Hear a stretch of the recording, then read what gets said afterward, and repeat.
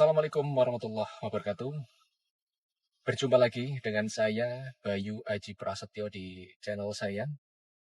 Di video ini saya mau membahas tentang beda motivasi, beda hasil. Sebelum masuk ke intinya, saya mau cerita dulu. Jadi, beberapa tahun terakhir ini tuh saya punya kebiasaan untuk olahraga secara rutin. Dan salah satu olahraga yang saya rutinkan adalah olahraga angkat beban atau gym.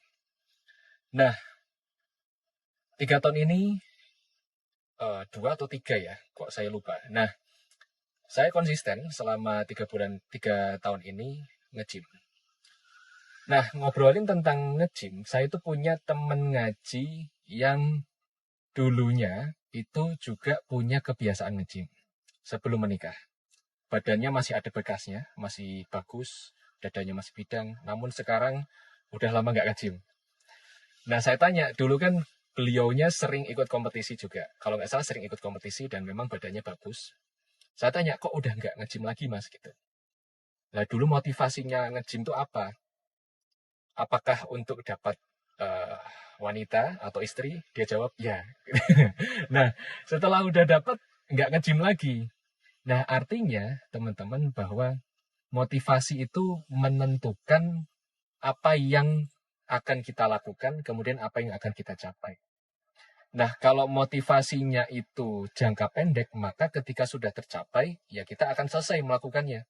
Misalnya Anda bekerja hanya untuk diri Anda sendiri. Ketika sudah cukup, ya sudah, Anda mau dimotivasi seperti apapun, ya Anda sulit untuk scale up hasil dari pekerjaan Anda. Entah itu Anda bisnis atau pekerja, Anda bisa jadi akan tidak ada dorongan untuk mendapatkan lebih dari sebelumnya.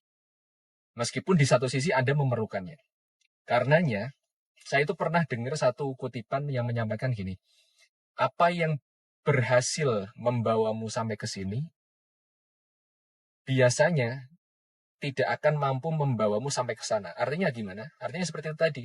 Ketika satu motivasi sudah tercapai, maka ketika kita ingin terus maju ke depan, dan saat ini misalnya dengan motivasi yang lama sudah tidak relevan, maka kita perlu menemukan motivasi yang baru agar kita tetap terus bertumbuh. Karena motivasi itu memang bisa kedaluarsa. Mungkin beberapa tahun yang lalu suatu motivasi, suatu niatan itu masih relevan untuk diri kita, untuk identitas diri kita dengan kondisi pikiran kita saat itu. Namun kita kan terus berkembang ya, kita bertumbuh, kita belajar, kita mendapatkan informasi baru, kita punya ilmu baru, sehingga pikiran kita semakin kaya, semakin mampu mengindra realitas secara lebih objektif. Nah, saat itulah bisa jadi motivasi kita mulai bergeser. Kita mulai sudah tidak tergerak lagi dengan motivasi sebelumnya. Namun jika di satu sisi kita ingin terus berkembang, maka kita tidak bisa menggunakan motivasi yang lama. Kita perlu menemukan, ya. Jadi tidak bisa kita menentukan, tapi menemukan motivasi yang baru untuk kita bergerak menuju ke satu tujuan yang baru. Bagaimana caranya untuk bisa dapat motivasi yang baru? Tidak ada cara lain selain terus belajar, sehingga kita menemukan satu why, ya, atau kenapa, atau alasan baru untuk kita terus bertumbuh. Karena kalau kita tidak bertumbuh, ya kita sudah terlanjur hidup di dunia ini. Kalau tidak bertumbuh, nanti kita akan sebutannya ya, tergilas oleh zaman, tidak relevan gitu ya. Sedangkan ketika sudah tidak relevan, pertumbuhan itu akan semakin sulit.